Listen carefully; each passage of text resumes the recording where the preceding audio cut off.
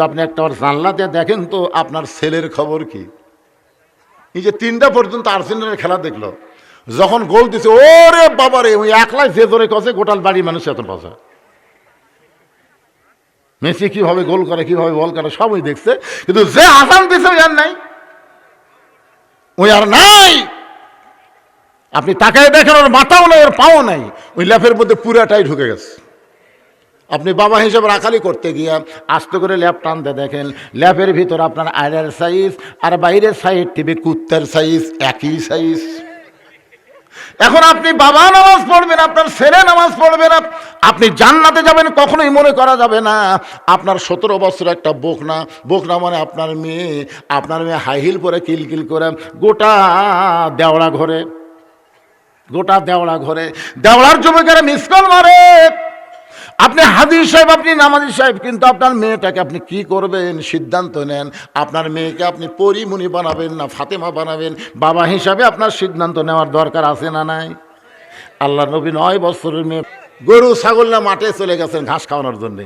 আপনার গরু ঘাস বাদ দিয়ে যদি পরের আবাদের দিকে যায়, আপনি যদি বলেন বাবা গরু ওদিকে আবাদ আছে, বাবা ওদিকে যাস না বাবা ময়না, আপনি এরকম করে বললে গরু কথা শুনবে।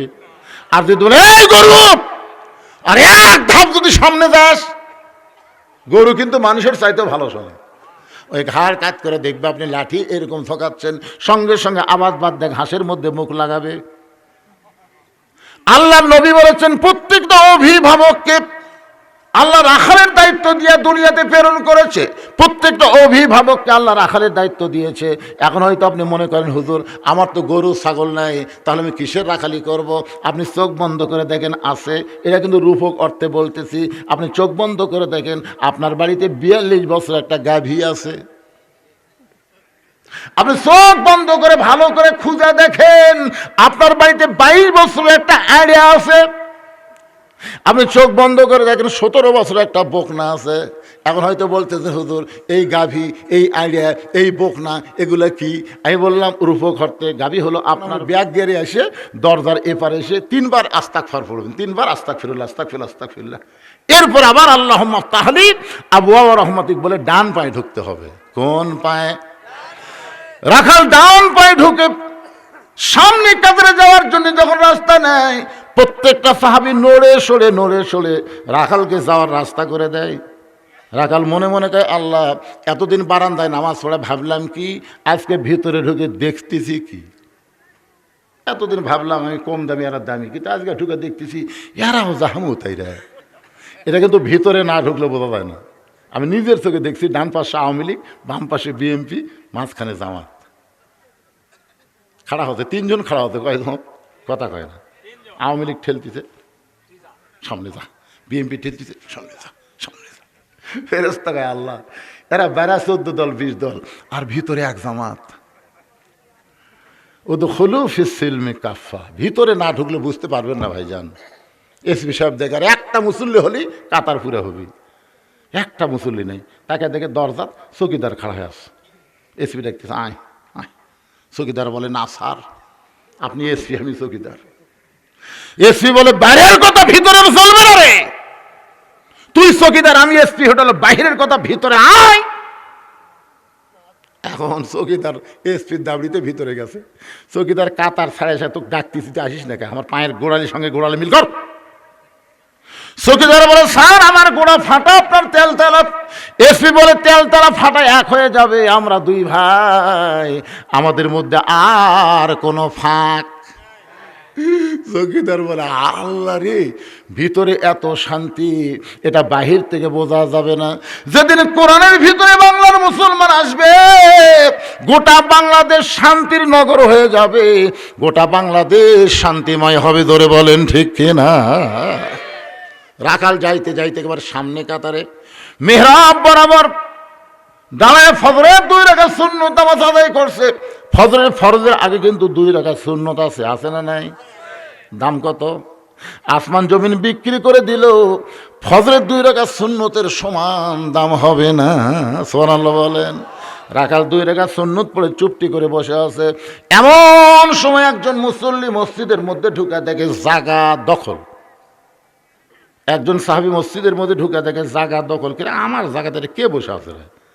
ওই সাহাবীর নাম হলো ওসমান গনি। জোরে বলেন নাম কি?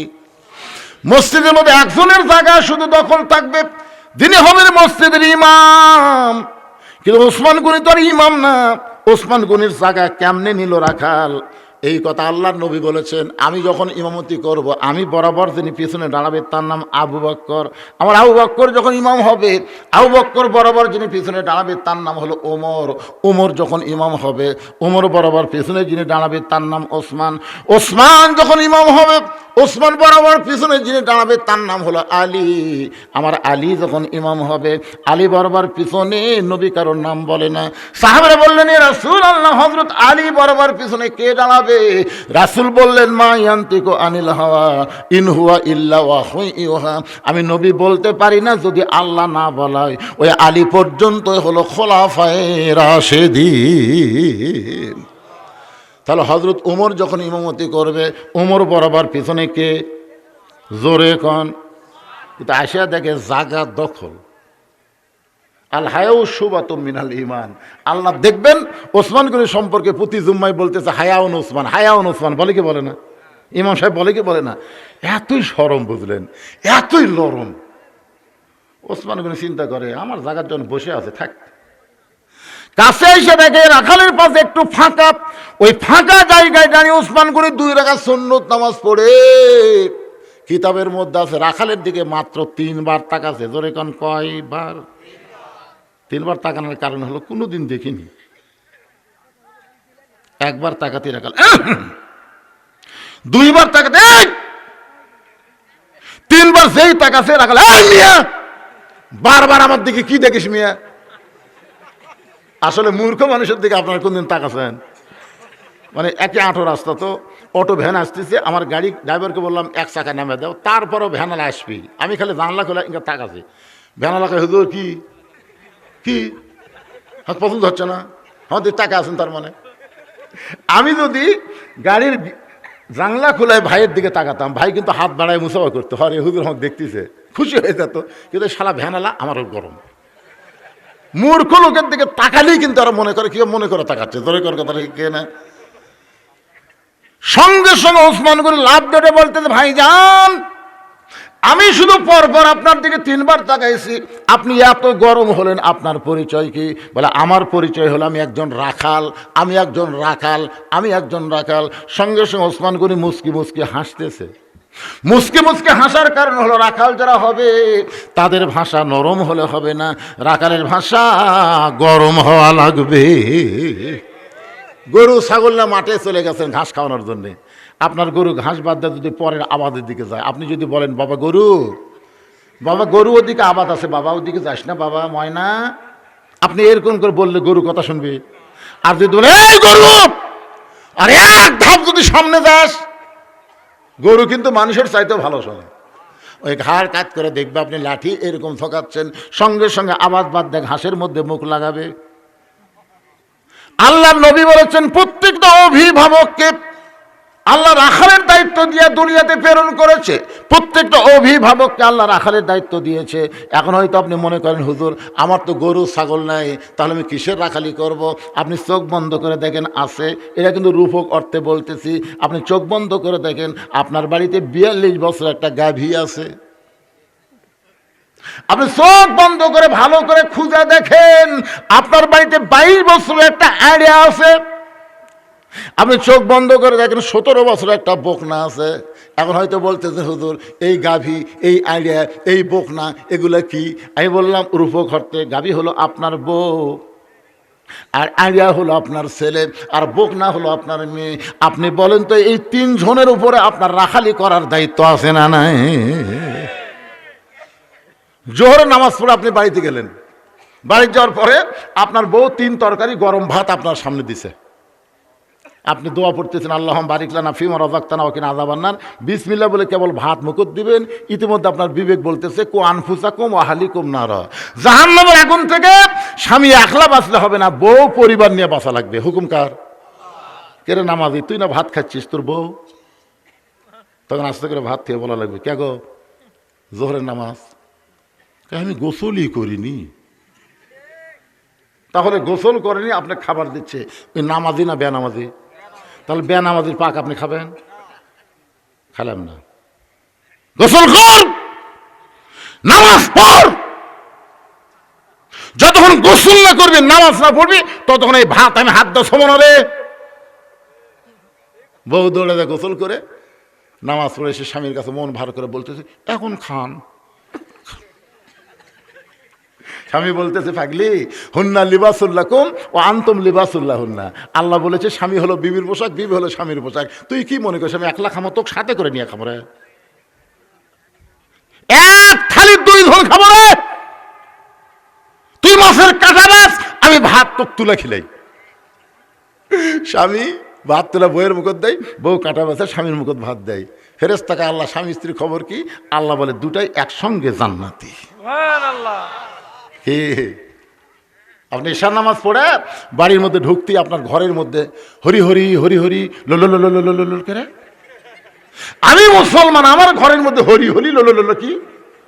পা দিয়ে দেখেন আপনার বিবি ময়না পাখি স্টার জলসা জি বাংলা দেখতেছে। আস্তে করে বিবির কাছে বসে, তুই জানিস যে ভারতের চ্যানেল দেখতেছিস, এই ভারত আমাদের 400 বছরের পুরাতন বাবরি মসজিদ ভাঙ্গা ওই জায়গায় রাম মন্দির বানাচ্ছে। মন্দির বানানোর বহু জায়গা ভারতে ছিল, কিন্তু অন্য জায়গায় মন্দির না করে আমাদের মসজিদ ভাঙ্গা মন্দির তৈরি করেছে। এই ভারতের কোন চ্যানেল মুসলমানের ঘরে চলবে? বউ বলতেছে এ কথা আমাকে আগে বলেনি কেন? ভারত আমাকে মসজিদ ভাঙ্গা মন্দির বানাচ্ছে, আমি তওবা করলাম, আর ওদের চ্যানেল কোনোদিন দেখব না। এরকম রাখালি করার দরকার আছে না নাই? আপনার 22 বছরের ছেলে, আপনি ফজরের নামাজের আযান শোনার সাথে সাথে আপনি নামাজে যাচ্ছেন, কিন্তু আপনি একটাবার জানলা দিয়ে দেখেন তো আপনার ছেলের খবর কি? এই যে 3টা পর্যন্ত আর্জেন্টিনার খেলা দেখলো, যখন গোল দিছে ওরে বাবারে, ওই একলাই যে জোরে কষে গোটাল বাড়ি মানুষ এত বাজা। মেসি কিভাবে গোল করে, কিভাবে বল করে সবই দেখছে, কিন্তু যে আযান দিছে ওই আর নাই, ওই আর নাই। আপনি তাকায় দেখেন ওর মাথাও নাই, ওর পাও নাই, ওই ল্যাপের মধ্যে পুরাটাই ঢুকে গেছে। আপনি বাবা হিসেবে রাখালি করতে গিয়া আস্তে করে ল্যাপ টানতে দেখেন, ল্যাপের ভিতর আপনার আয়নার সাইজ আর বাইরের সাইড টিভি কুত্তার সাইজ একই সাইজ। এখন আপনি বাবা নামাজ পড়বেন, আপনার ছেলে নামাজ পড়বে না, আপনি জান্নাতে যাবেন কখনোই মনে করা যাবে না। আপনার 17 বছর একটা বোকনা মানে আপনার মেয়ে হাই হিল পরে কিলকিল করে গোটা দেওড়া ঘরে দেওড়ার জমিকারে মিসকল মারে। আপনি হাজি সাহেব, আপনি নামাজি সাহেব, কিন্তু আপনার মেয়েটাকে আপনি কি করবেন সিদ্ধান্ত নেন। আপনার মেয়েকে আপনি পরিমণি বানাবেন না ফাতেমা বানাবেন, বাবা হিসাবে আপনার সিদ্ধান্ত নেওয়ার দরকার আছে না নাই?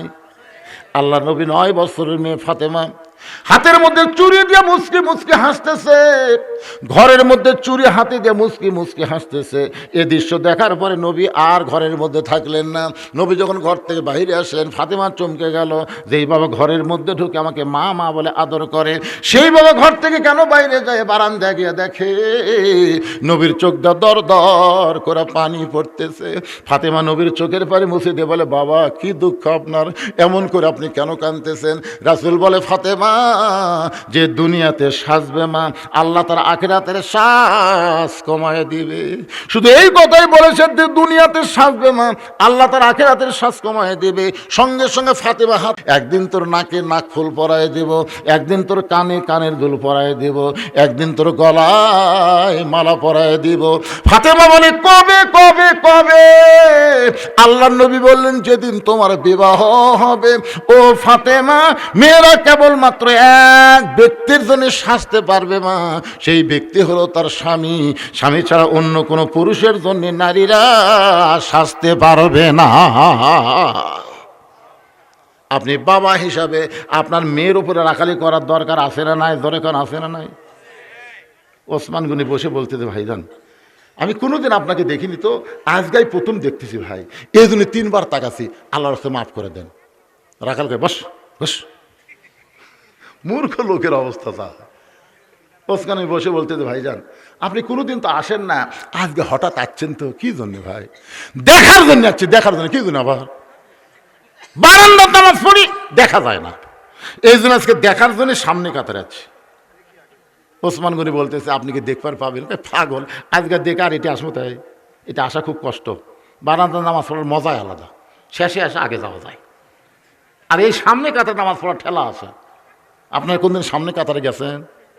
অনেক ছেলে কিন্তু দেখবেন মসজিদে আগে আসে কিন্তু ঢোকে না। কেরে বাস না হুজুর পরে পরে পরে, তার মানে শেষে নামাজ পড়বি, সালাম ফিরে না মাত্রই মারবি দৌড়। রাখাল বলতে দেখা হলে আর আসবো না। ওসমান গনি বলে ভাইজান আজকে যে দেখা হবে তার গ্যারান্টি কি? রাখাল বলে আমার চোখের পাওয়ার ভালো, দেখবো এখান থেকে চলে যাব। ওসমান গনি কান্দে, শুধু কান্দে। রাখাল বলে কান্দার কারণ, বহু বছর হলে সামনে কাতারে নামাজ পড়ি ভাই, এখন পর্যন্ত আমার দেখার ভাগ্য হয় নাই।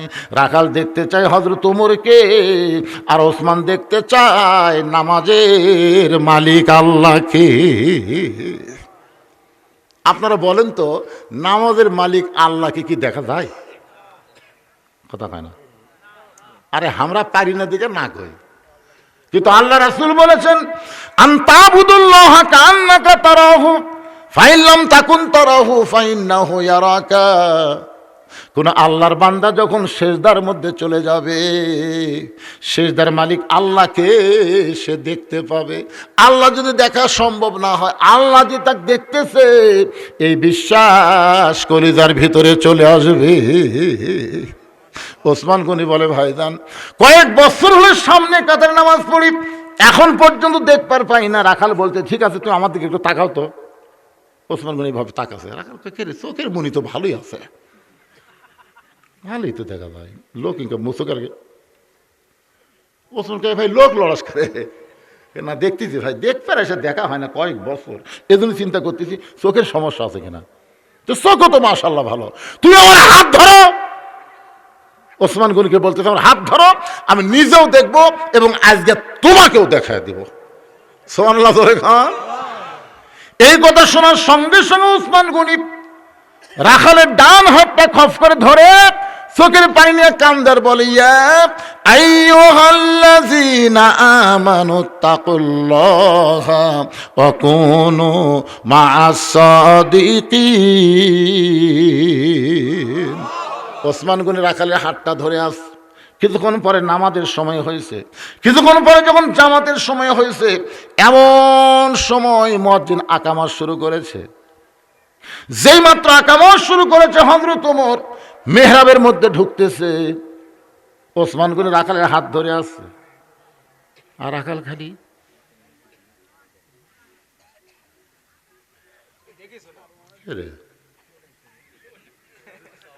ওসমান গনি ডান হাত ধরে আছে, রাখাল খালি। যেই মাত্র মুয়াজ্জিন বলেছে কদ কামাতিস সালাত কদ কামাতিস সালাত, সঙ্গে সঙ্গে রাখাল আল্লাহু আকবার। ওসমান গনি রাখালের হাতটা ছাড়া দিয়ে বলে ভাইজান ইমাম ভুল করলে মানুষ লোকমা দেয়, এখন পর্যন্ত একামতি শেষ হয় নাই আর তুমি লোকমা দিলাম। রাখাল বলতেছে এই জন্য তুই কানা, এত বছর সামনে কাতে নামাজ পড়িস এখন পর্যন্ত দেখবার পাস না আমি কি জন্য লোকমা দিলাম মিয়া তুই জানিস না। সঙ্গে সঙ্গে দ্বিতীয় কাতারের একজন সাহাবী দৌড়ে এসে রাখালের হাতটা হ্যাঁচকা দিয়ে বলে পাগল, তোকে সামনে দেখি আমার সন্দেহ হয়েছে, তুই যে মহামানবকে কানা কানা বলতেছিস, তুই যারে কানা কানা বলে তিরস্কার করিস, এই মহামানবকে তুই চিনিস? রাখাল বলে আমি বারান্দাত নামাজ পড়ি, আমি ভিতরে কাউরে চিনি না। সাহেব বলে পাগল রে, তুই যারে কানা কানা বলে তিরস্কার করতেছিস ওই মানুষটা হলো আল্লাহ নবীর ডবল জামাই ওসমান গনি। যেই কইছে রাখাল খালি আল্লাহ নবীর ডবল জামাই ওসমান গনি। নবীর দুইটা মেয়েকে পরপর বিয়ে করেছে, প্রথম বিয়ে করেছিল রুকিয়াকে, এরপরে বিয়ে করেছিল কুলসুমাকে। আর একটা বিশাল ডিগ্রি হলো জ্ঞানী। আল্লাহ নবী একদিন ওসমানকে ডাকতেন, ওসমান আল্লাহ তোমাকে কত সম্পদ দিছে বাবা, তুমি কি তার হিসাব জানো? ওসমান গনি বলতেছে রাসূলুল্লাহ আল্লাহ আমাকে যত সম্পদ দিছে এই সম্পদ রক্ষা করার জন্য গুদামের চাবি টানার জন্যে একটা উট হিমশিম খায়। ওই যে গুদামে তালা দেয়, তালা দেওয়ার পর যে চাবি থাকে এই চাবি টানতে গিয়ে একটা উট হিমশিম খায়। এখন চিন্তা করেন কত সম্পদ, গুদামের চাবি টানতে উঠ হিমশিম খায়। রাসূল একটু মুচকি হাসে বলেন, ওসমান, আল্লাহ যদি তোমার সব সম্পদ ফেরত চাই, তুমি কি ফেরত দিবা? আল্লাহ দেওয়ার সম্পদ যদি আল্লাহ ফেরত চাই, তুমি কি দিবা? ওসমান গুনে এক দৌড়ে গিয়া উটের রশি ধরে, যে উটের উপরে চাবি আছে, উটটার রশি ধরে নবীর হাতে দিয়ে বলে, ইয়া রাসূলুল্লাহ, শুধু গুদাম না, গুদামের সম্পদ না, তালা না, চাবি বহনকারী উটটাও আমি আল্লাহকে দিয়ে দিলাম। লিল্লাহে তাকবীর। সঙ্গে সঙ্গে নবী বলে, আল্লাহ, তোমার ওসমান চাহিবা মাত্র বাহককে সব ফেরত দিয়েছে, এখন তুমি ওসমানকে কি দিবা? আল্লাহ বলে, হাবিব, আমার ওসমানকে আমার গানি ডিগ্রি দিয়া দিলাম। আহা, আজকে আমরা এখানে যে বসে আছি ভাই, আমাদের যে সম্পদ আল্লাহ দিছে, এ সম্পদকে আমাদের না আল্লাহর? কারা কারা বিশ্বাস করেন আল্লাহর, তারা একটু আল্লাহ হাত দেখান তো দেখি। যাই বিশ্বাস করেন না, হাত তুলে কি হবে? হাত দেবে থন, আপনারই সম্পত্তি, আপনি কবর নিয়ে যাবেন। হাত টান টান করে তোলা মানে করে হাত নামান, হাত নামান। আল্লাহ দেওয়ার সম্পদ চাহিবা মাত্র আল্লাহকে দেওয়া লাগবে। যদি না দেন, ডাক্তার খাবি, চোর খাবি, ছেলে হিরোইন খাবি, গাঁজা খাবি, আফিম খাবি, ইয়াবা খাবি, বাবা খাবি, মেয়েটা ভেনালার সাথে পলে দেবি। কি কোন টাকা কি নষ্ট হয় না? আজকে নবীর এতিম মাদ্রাসায় 100 জন আল্লাহর কাছে 100টা কোরআন শরীফে মাবদার করতেছি। 100 জন ছাত্র এখানে আছে, এবং হাফিজি এবং নুরানি মিলে আমি 100টা কোরআন শরীফ আপনাদের কাছে চাই। একটা কোরআন মাত্র 500 টাকা। আপনি 500 টাকা দিবেন, নবীর মাদ্রাসায় একটা কোরআন দানের সওয়াব আল্লাহ আপনার আমলনামায় আপনার বাপ মার কবরে দিয়ে দিবে। কেউ যদি মনে করে হুজুর আমি একটা দিব না 10টা দিব, 5000 টাকা দিবেন। আমি একটা দিব না 2টা দিব, 1000 টাকা দিবেন। এর কমপক্ষে একটা কোরআন শরীফ বাবদ 500 টাকা দিবেন। আর মাদ্রাসার তালিবে ইলমকে বলবো, যারা 10 টাকা, 20 টাকা, 50, 100 টাকা দিবে, তাদের কাছে তোমরা ব্যাগ নিয়ে যাবে, রুমাল নিয়ে যাবা, তাদের কাছে যাবা, তারা পকেট থেকে বের করে দেবে। একজনও লোক অযথা উঠবেন না। কোরআন শরীফ দেওয়ার নিয়তে কেউ যদি মনে করেন হুজুর আমি জীবনে বহু দান করছি হুজুর, কিন্তু কোরআন শরীফ তো কোনোদিন করি নাই, আজকে একটা কোরআন বাবদ 500 টাকা দিলাম, আপনি দিয়ে দেন। পৃথিবীর শ্রেষ্ঠ দান নবীর এতিম মাদ্রাসা একটা কোরআন, নিজের নামে বাপ মার নামে। কে পারেন, কোন আল্লাহর বান্দা পারেন যে আল্লাহ নবীর এতিম মাদ্রাসা একটা কোরআন শরীফ আমি দিলাম আল্লাহর হস্তে? একটু বলেন বলেন বলেন। চলে আসেন, নগদ কোরআন শরীফ বাকি লাভ হবে না, নগদ লাভ হবে। আপনার পকেটে টাকা নাই, আসেন, আল্লাহর বান্দারা আসেন না কেন? 2 জন ওখানে হাত তুলছে। কোরআন শরীফ বোঝেন না বাজান, একটু নগদে দেন, আল্লাহর রাস্তায় দেন, পকেটে যদি থাকে। লিল্লাহে তাকবীর। আজকের মাহফিলের সম্মানিত সভাপতি 20টা কোরআন শরীফ বাবদ 10,000 টাকা ধরে বলেন মারহাবা। আল্লাহ তোমার আরো একজন বান্দা 100 টাকা দান, 500 টাকা কোরআন, আর একজন আল্লাহর বান্দা কোরআন শরীফ বাবদ 500 টাকা দান।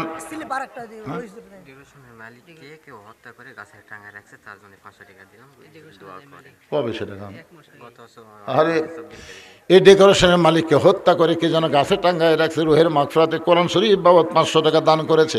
আল্লাহ তাকে শাহাদতের মৃত্যু দান করুক, জোরে কান আমিন। ভাইজান, এই যে ওই সাইডে যারা যাচ্ছেন ভাই, আপনাকে কি একটু মায়া হয় না, একটু দয়া হয় না নবীর মাদ্রাসার উপরে? আপনি যাবেন কেন? 10, 20, 50, 100 ব্যাগ নিয়ে যাচ্ছে তো আপনাদের কাছে।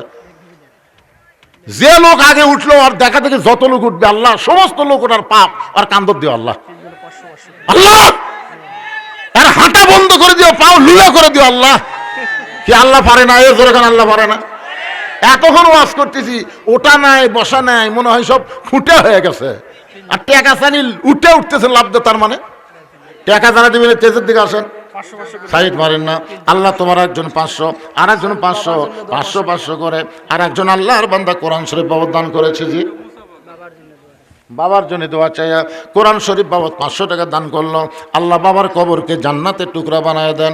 আর একজন কোরআন শরীফ বাবদ 500 টাকা দান করছে, আল্লাহ কবুল করেন। আর একজন কোরআন শরীফ বাবদ নবীর এতিম মাদ্রাসায় 500 টাকা দান করেছে, আল্লাহ কবুল করেন। আর একজন কোরআন শরীফ বাবদ 500 টাকা দান করেছে, আল্লাহ কবুল করেন। মা বোনদের কাছে বিশ্বস্ত লোক পাঠান, আমি দোয়া করে দেব আমার মা বোনদের জন্য আল্লাহ ফাতেমার সঙ্গে জান্নাতি কবুল করে। আর একজন কোরআন শরীফ বাবদ 500 টাকা দান করছে, আল্লাহ কবুল করেন। আসেন ভাই, যারা দিবেন বাকি যদি কি দেখেন কি আবাদ হয়, কি আবাদ হয় এখানে? আলু ধান এগুলো যারা বাকি দিবেন লিখে দিবেন যে আমি ধান দেবো হুজুর 1 মণ, আমি আলু দিব 2 মণ, দেন আল্লাহর রাস্তায় একটু দিয়ে দেন। নবীর এতিম মাদ্রাসায় মাশাআল্লাহ কে দিলাম এক মুরব্বী 2টা কোরআন শরীফ বাবদ 1000 টাকা দান করেছে, আল্লাহ তার দান কবুল করেন। আর একজন কোরআন বাবদ 500, আর একজন কোরআন শরীফ বাবদ 500 টাকা দান করছে, আল্লাহ কবুল করেন। এই যে ব্যাগ গেছে দিয়ে দেন, 10, 20, 50, 100 যেটা পারবেন আল্লাহর রাস্তায় ব্যাগের মধ্যে দিয়ে দিবেন। দুনিয়ারই সম্পদ দুনিয়াতে রবে, ফকির হইয়া মানুষ কবরেতে যাবে, দিয়ে আল্লাহ বলছে মাশাআল্লাহ।